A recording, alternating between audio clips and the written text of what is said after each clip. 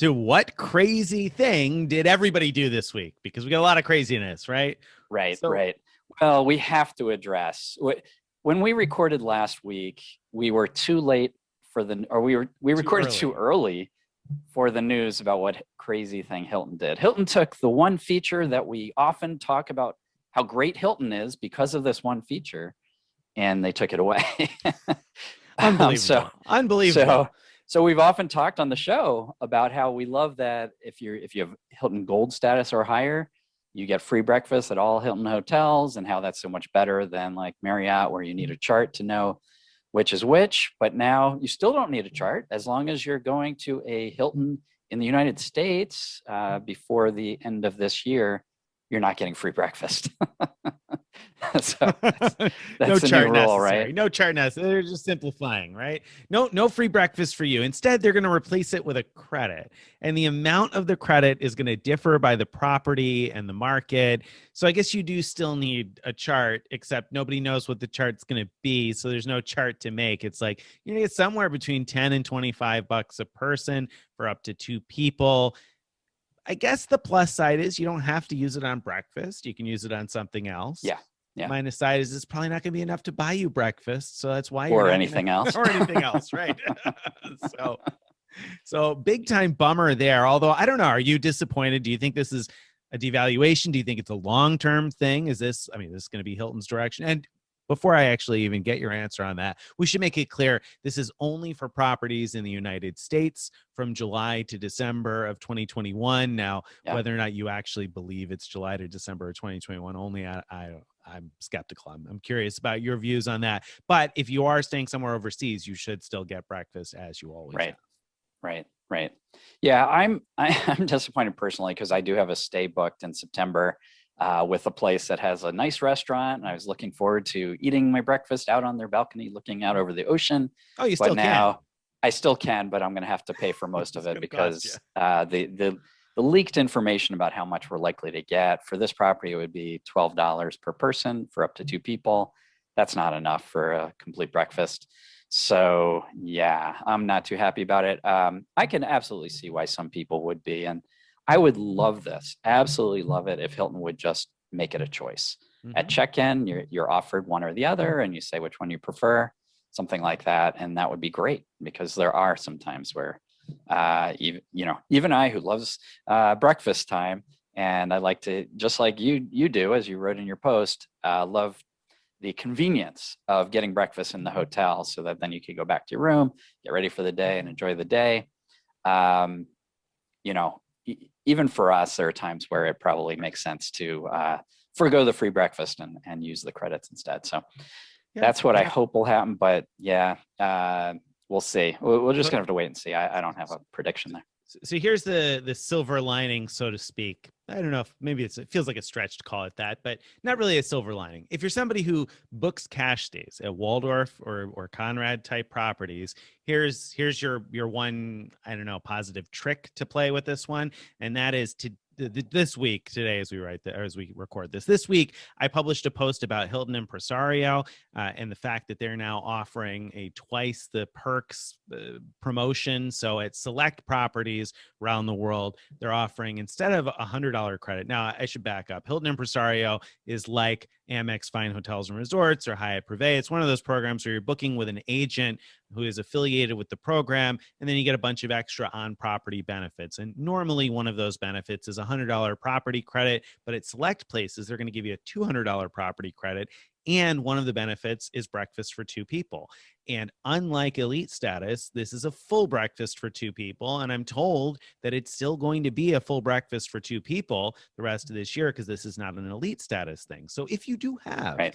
Hilton Gold or Diamond status, what I think you should be able to do is book one of those properties through an impresario agent, get a free breakfast for 2 people, plus get your breakfast credits from elite status because they aren't only for breakfast anymore. So you could use them for dinner or lunch or something else. Right.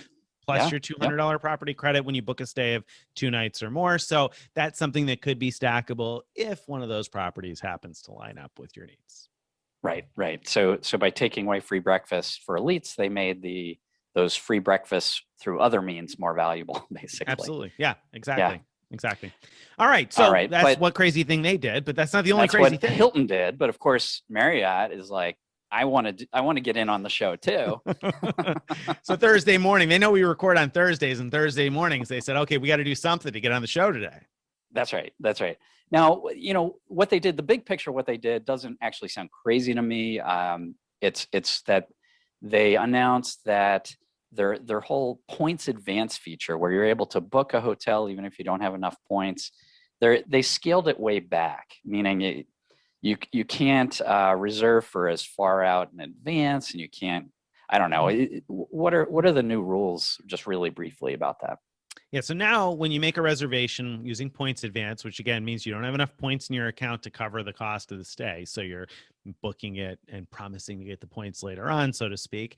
Now you have 60 days to earn enough points in order to cover the stay. You have until 60 days after making the reservation or 14 days before check-in, whichever comes first. So if you're booking a points advance for next month, you're going to need the points 14 days before check-in. Nothing has really changed there. But if you're booking a stay for next year, you're going to have the points within 60 days from the day you book it. So rather than being able to get an advance 12 months in advance and not need to come up with the points for 11 and a half months, now you'll need to come up with the points within the next 2 months after you book it. Yeah. So the part that struck me as particularly crazy is that they're going to apply it to existing bookings, if I'm understanding this right. So once this starts, you have 60 days. Oh, it started immediately. Started right? today. So you have. So if you have existing points advance reservations and you are like looking forward to, well, I'm going to be earning points over the course of the next 10 months or whatever, so I know I'm going to have enough by the time of the stay. Well, that strategy is not going to work anymore. And I find that pretty disappointing that Marriott would do that. I mean, because at the time we book those points advance things, we were told this holds your spot, right, until 14 days in advance or whatever. And so now they're changing the rules on you. So the overall picture, I understand it. The people were booking up these awards, and so some of the popular hotels were impossible for people to book if they were really going to stay. And a lot of people were just booking them just in case and then canceling them and at the last minute. And so that hurt other guests who are other potential guests. It also hurt the resort itself if they were not full when they otherwise would have been, and not full because a lot of people canceled, 14 days, I guess, beforehand. right. So yeah, I've got one more. All right. One more crazy thing. Did Cardless do this week? Yeah. So this is just really wrapping up from last week. We joked about how the Cardless credit cards are not really cardless at all. You actually get a physical card in the mail. And I got mine in the mail just yesterday. And obviously it's not cardless, but it is numberless. There are no credit card numbers on the card. What? And yeah, it has How a you chip. supposed to shop online, Greg? That's where you need an iOS device capable of showing a 16-digit number. Crazy. Because apparently Android devices can't do that yet.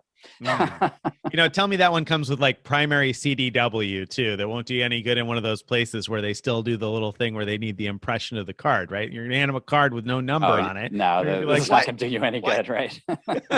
Can't use this card. There's no numbers on it, right? I mean, yeah. Imagine if a cashier asked you. Yeah, I mean, it happens to me every now and then where a cashier wants to see the card because they're supposed to verify the last 4 digits or something or other. It's happened to me in store now and then. Mm-hmm. And like you hand them a card with no number on it. I mean, it's come just on, not going to work. Try and explain that to the average cashier. No, it's a numberless, cardless card. Right. So I'm not sure why Cardless didn't name themselves numberless.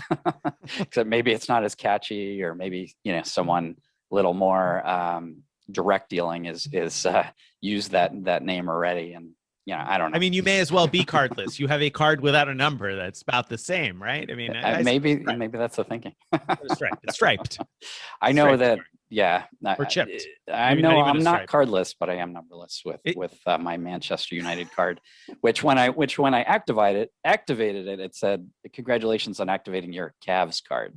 Oh, nice, nice. Technology is their thing. Good to see. Always Yeah. great when your bank doesn't even know which card you've got. That's Right. Especially when the encouraging only sign. way of accessing the card number is through their app. Through their app. Yeah, that's encouraging. Okay. Very encouraging, Cardless. Keep up the good work. So, I just said something, and then I was like, oh wait, does it have a magnetic strip, or does it only have a chip? No, No, just a chip. chip only. Yep. Just chip. Interesting. It's Chip, no numbers. It's the future, man. That looks real legit. You got to show that to somebody. Real legit. Oh yeah, this is your credit card. Sure.